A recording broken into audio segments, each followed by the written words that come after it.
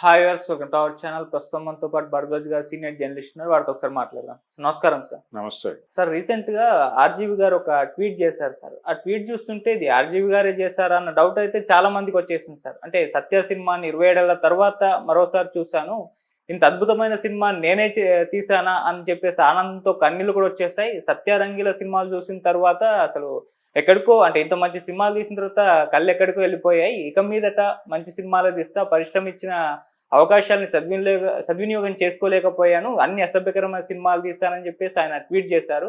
మరి ఈ ట్వీట్ పైన మీ ఒపీనియన్ ఏంటి? అయితే కొంతమంది దీన్ని ట్వీట్ ఆయన ఓడ్కా మాత్రం చేస్తుంటారులే, మళ్ళీ నేను ఎప్పుడు చేశానని అనొచ్చు అని కూడా మాట్లాడేస్తున్నారు. ఎంటైర్గా ఆర్జీవి గారి ట్వీట్ మీరే విధంగా చూస్తారు సార్? అంటే ఆర్జీవి కొంచెం ఎమోషనల్ పర్సన్. అతను ఓకే, ఎమోషనల్ పర్సన్. ఆయన బయటకు కనిపించే ఆర్జీవి వేరు, కానీ ఇంటర్నల్గా ఆర్జీవి వేరు. ఆయనకి కొంచెం కవిత్వ స్పృహ ఇవన్నీ ఉన్నాయి. ఆయన కొంచెం సెన్సిటివ్ మనిషే. ఓకే, బయటకు అలా కనిపించడు, కానీ ఇంటర్నల్గా చాలా సెన్సిటివ్గానే ఉంటాడు. ఆయన సెన్సిబిలిటీ ఉంది ఆయనకి. దానికి ఒక అద్భుతమైన ఉదాహరణ ఏంటంటే, ఆయన సీతారామ శాస్త్రి గారి గురించి ఆయన కన్ను మూసిన సందర్భంగా మాట్లాడినటువంటి వీడియోస్ చూస్తే అర్థమవుతుంది ఆయన అంత సెన్సిబుల్గా ఉంటాడు అనేది. అది ఆయనలో అప్పుడప్పుడు అలా దర్శనమిస్తూ ఉంటుంది. అట్లా ఆయనకు అనిపించింది. ఏది సత్య చూసినప్పుడు కొంచెం మనం సిన్సియర్గా ఎఫర్ట్ పెడితే మంచి సినిమాలు తీయగలడు ఆయన, తీయగలడు. ఇప్పుడు ఆయన తీసిన సినిమాలు ఏవి నాసిరకం సినిమాలు అనలేము.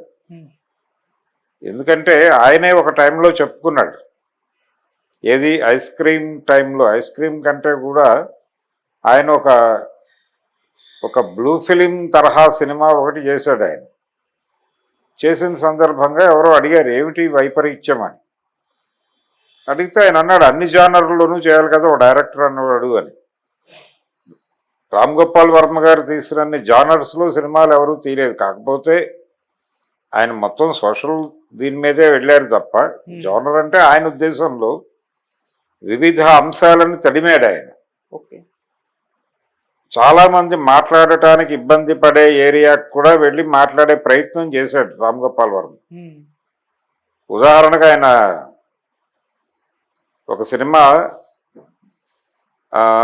అంటే వైఫ్ నుంచి ఎలాంటి ఇబ్బందులు పడతాడు ఒక భర్త, భార్య వలన బాధపడేటువంటి ఒక భర్త, ఆ భార్యని నిర్మూలించటం తప్ప తన జీవితంలో ముందుకు వెళ్ళడానికి వేరే దారి లేని ఒక అనివార్యత ఏర్పడే పరిస్థితులు కూడా జీవితాల్లో ఉంటాయి, కొన్ని జీవితాల్లో ఉంటాయి. అంటే సామాజికంగా మహిళలు వెనకబడి ఉన్నారు, మహిళల గురించి ఏం మాట్లాడినా దాడి జరుగుతుంది, ఈ గొడవ అంతా ఓకే. ఇవన్నీ పక్కన పెట్టేసి కొన్ని జీవితాల్లో ఇలాంటి సందర్భాలు కూడా ఉంటాయని చెప్పడానికి ఎటువంటి ఇబ్బంది లేకుండా ఒక అడుగు ముందుకేసి మాట్లాడిన సందర్భం ఒకటి ఉంది ఆయన తీసిన సినిమాల్లో. అలాంటి ధైర్యం ఉన్నటువంటి డైరెక్టర్ ఆయన.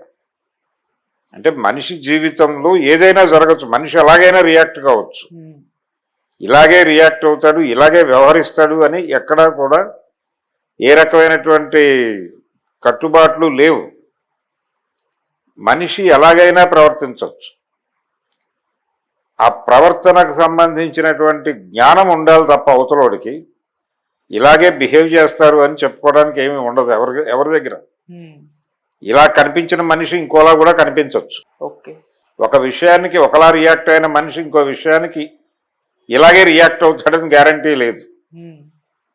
అందుకని మనిషిలో ఉన్నటువంటి ఈ రకమైన వైవిధ్యాన్ని తెర మీద ఆవిష్కరించే ప్రయత్నం చేసిన అతి కొద్ది మంది డైరెక్టర్లలో రామ్ గోపాల్ వర్మ ఒకడు. ఆయన సినిమాలకు కొన్ని లిమిటేషన్స్ ఉండి ఉండవచ్చు, కానీ ఆయన ప్లాన్ అంటే ఆయన ఒక కథని అనుకున్నప్పుడు ఆయన డిజైన్ చేసిన పద్ధతిలో కొన్ని సందర్భాల్లో ఆయన ఒక వైపుకు మొగ్గినట్టుగా కూడా కనిపిస్తుంది. కానీ ఆయన ఆ ప్రయత్నాలు అయితే చేశాడు. ఆ ప్రయత్నాల మీద విమర్శలు ఉన్నాయి, నాకు కూడా విమర్శలు ఉన్నాయి ఆయన సినిమాల మీద. ఓకే. ఆయన వంగవీటి అనే పేరుతో చాలా సినిమాలు తీశాడు. వంగవీటి రంగా జీవితాన్ని ఆధారంగా చేసుకుని, విజయవాడ రాజకీయాలను ఆధారంగా చేసుకుని చాలా సినిమాలు తీశాడు. ఆయన మొదటి సినిమా శివలో కూడా ధోరణి కనిపిస్తుంది. శివ అనే క్యారెక్టర్ని దేవినేని ఫ్యామిలీకి ఐడెంటిఫై చేస్తే భవానీ అనే క్యారెక్టర్ వంగవీటి రంగా అనుకుంటే అనుకోవడానికి అవకాశం కల్పించే పద్ధతిలో నడక ఉంటుంది. ఓకే. అలాంటి ఏరియాల్లో కొంత డిఫరెన్స్ ఆఫ్ ఒపీనియన్ ఉన్నప్పటికీ క్రాఫ్ట్ పట్ల ఆయనకు ఒక జ్ఞానం ఉంది. అదంత ఈజీగా అలవడిన వ్యవహారం కాదు. నిజానికి తెలుగు సినిమా రంగంలో రామ్ గోపాల్ వర్మ, అలాగే తమిళ రంగంలో మణిరత్నం, వీళ్ళిద్దరి సినిమాలు సీరియస్గా మొదలైన 90 దశకంలోనే. ఆయన ఇంకొంచెం ముందే ఉన్నాడు. ఎకనమిక్ లిబరలైజేషన్ మొదలైనటువంటి తొలి రోజుల్లో కళ్ళు తెరిచినటువంటి డైరెక్టర్గా రామ్ గోపాల్ వర్మని చూస్తే, నెమ్మదిగా ఆర్ట్ సినిమాని కమర్షియల్ సినిమాని కలిపి ఒక కొత్త టానిక్ తయారు చేసిన డైరెక్టర్లుగా రామ్ గోపాల్ వర్మని, మణిరత్నాన్ని చెప్పుకోవాలి.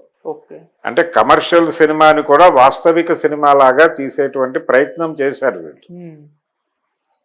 అందుకు వాళ్ళిద్దరిని ఒక ప్రత్యేకమైనటువంటి డైరెక్టర్లుగా గుర్తించాల్సినటువంటి పరిస్థితి ఉంది. అది గుర్తించి తీరాలి. వర్మని ఏదో తీస్తాడులే, ఏదో ఆర్జీవి టేక్ ఇట్ ఈజీ అన్నట్టుగా మాట్లాడితే కుదరదు. ఆయనకుండే ప్లేస్ ఆయనకుంది. ఆయనకి ఇవ్వాల్సిన గౌరవం ఖచ్చితంగా ఇచ్చి తీరాలి. అయితే ఆయన ఏదైనా సరే తన మనసుకు దగ్గరగా వచ్చిన అంశాన్ని తెర మీద చూపించే ప్రయత్నం చేశాడు. ఆయన సినిమాల్లో డ్యూయేట్లు కూడా చాలా అద్భుతమైన డ్యూయేట్లు రాయించుకున్నాడు. ఆయన ఇళయరాజాతో మ్యూజిక్ చేయించుకున్నటువంటి సినిమా ఒకటి, శివాకి తర్వాత ఇంకొక వెర్షన్ తీశాడు ఆయన. పోలీస్ డిపార్ట్మెంట్లోకి కొత్తగా ప్రవేశించినటువంటి ఒక యువకుడు, అంటే శివ తాలూకా స్కీమ్ ఉంటుంది ఆ సినిమాలో, కాకపోతే పోలీస్ డిపార్ట్మెంట్లో జరుగుతుంది కదా. ఇక్కడ కాలేజీలో జరుగుతుంది, అక్కడ పోలీస్ డిపార్ట్మెంట్లో జరుగుతుంది. అలా ఇదే కథను తీసుకెళ్ళి ఆ ఏరియాలో ఫిక్స్ చేసి ఒక సినిమా తీశాడు ఆయన, శివ అనే టైటిల్తోనే. తీసినప్పుడు ఆ సినిమాలో ఆయన ఆ పాటల్లో రాయించుకున్న సాహిత్యం, పర్టికులర్గా సీతారామ శాస్త్రి గారితో రాయించుకున్న సాహిత్యం చాలా హంటింగ్గా ఉంటుంది. చాలా హంటింగ్ మెలోడీస్ ఉన్నాయి ఆ సినిమాలో. సాహిత్యం వెంటాడుతుంది. అటువంటి సెన్సిబుల్ సాహిత్యం రాయించుకున్నాడు ఆయన. ఆయన మొదటి సినిమాలో కూడా అది కనిపిస్తుంది.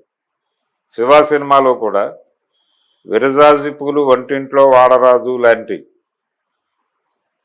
లైన్లతో పాటలు రాయించుకోగలిగినటువంటి అంత సెన్సిబిలిటీ ఉంది ఆయనకి డైరెక్టర్గా.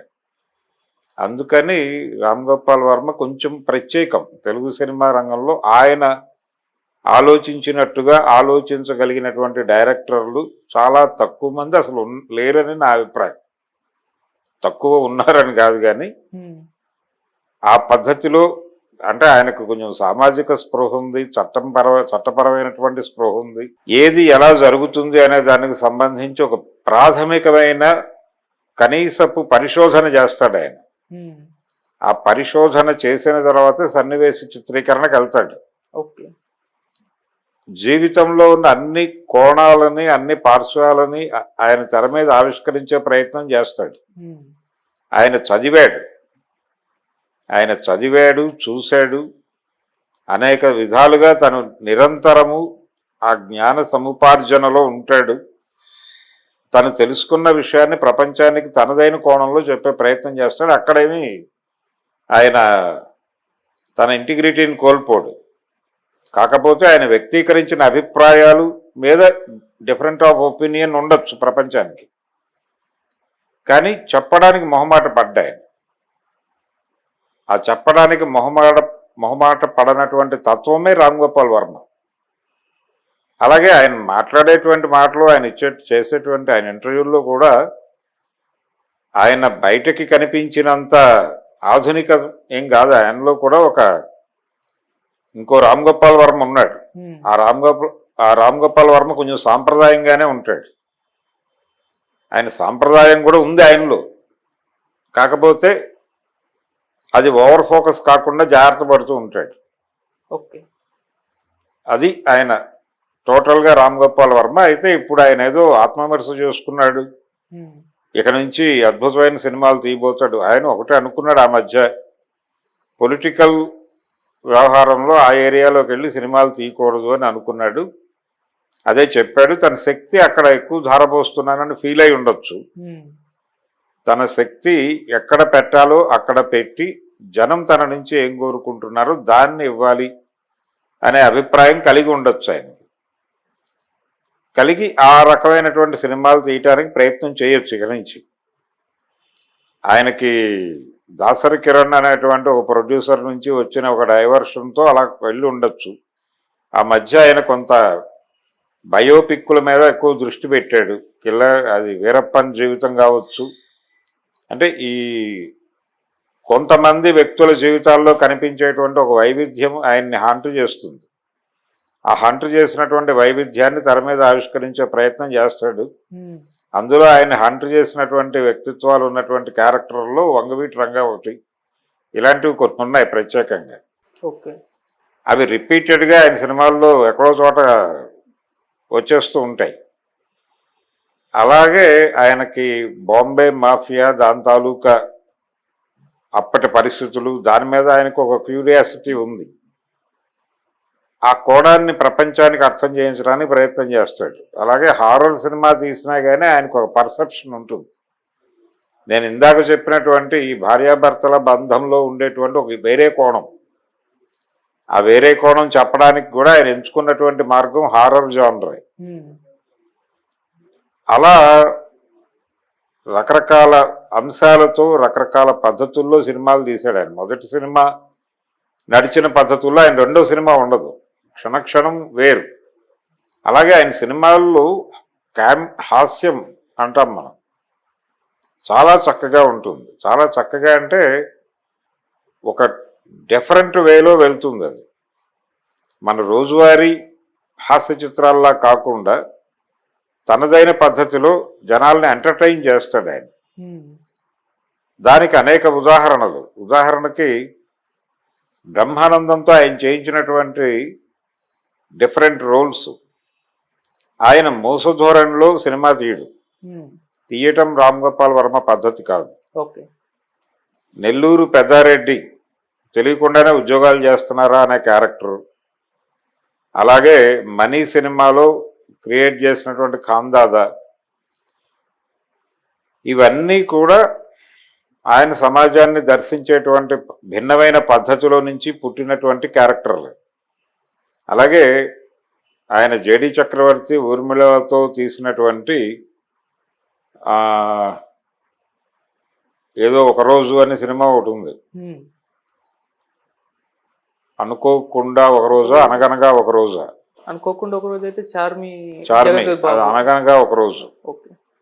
ఈ అనగనగా ఒక రోజు అనే సినిమాలో జనరల్గా ఒక మిడిల్ క్లాస్ ఇళ్లలో జరిగేటువంటి చిన్నపాటి ఘర్షణలు, ఈగో క్లాషెస్, వాటిని కూడా చాలా అందంగా తెరకెక్కిస్తాడు ఆయన. అలాగే ఆయనకి చాలా మంది మీద చాలా గౌరవమైనటువంటి అభిప్రాయాలు ఉన్నాయి. విశ్వనాథ్ గారి మీద కూడా ఈయనేదో ఆధునికము, ఆయన సనాతనము అన్న ధోరణిలో ఒక లైన్ గీసి మాట్లాడ్డాయన. ఆయన్ని కూడా ఒక విధంగా అర్థం చేసుకుంటూ మాట్లాడతాడు తన ధోరణిలో. అలాంటి ఒక సెన్సిబుల్, బాగా చదువుకున్నటువంటి, ప్రపంచానికి ఎలా చెప్పాలి, ఏం చెప్పాలి, ఎంతవరకు చెప్పాలి అని తెలిసినటువంటి డైరెక్టరు. ఆయన ఏదో విపరీతమైన సినిమాలు తీశాడు అనేది ఆయన మీద విమర్శగా మాట్లాడటం వలన ఆయన అప్పుడప్పుడు ఇలాంటి మాటలు మాట్లాడినప్పుడు ఇదేదో విచిత్రం అనిపిస్తుంది. కానీ ఇది విచిత్రమేం కాదు, ఆయనలో అది ఉంది. ఆయన ఏదో సీరియస్ సినిమాలు తీస్తాడు అంటే సీరియస్ సినిమాలు అని కాదు, రామ్ గోపాల్ వర్మ పాత రోజుల్లో తీసిన లాంటి సినిమాలు ఏమైనా తీస్తాడేమో చూద్దాం. ఓకే. కానీ ఆయన తీస్తే ఆయనకి ఇంకొక డైరెక్టర్కి, ఈ మధ్య గేమ్ చేంజర్ అనే సినిమాతో వచ్చిన డైరెక్టర్కి చాలా తేడా ఉంది. రామ్ గోపాల్ వర్మ నిరంతరము సమాజంతో లింక్ అయి ఉంటాడు. నిరంతరము సమాజాన్ని అధ్యయనం చేస్తూ ఉంటాడు. అందుకని ఆ చదువరితనం కనిపిస్తుంది ఆయన సినిమాల్లో. ఓకే. అలా మళ్ళీ ఒకసారి జనాలకు కొత్త తరహా సినిమా ఆయనదైన పద్ధతిలో చూపిస్తాడని అయితే ఆశిద్దాం. ఓకే. దీనిలో ఆయన మీద సెటైర్ వేయటానికో లేకపోతే నెగిటివ్గా మాట్లాడటానికో ఏమీ లేదు. ఇప్పటి వరకు ఆయన చేసిన పొలిటికల్ సినిమాలు ఈవెన్ వ్యూహము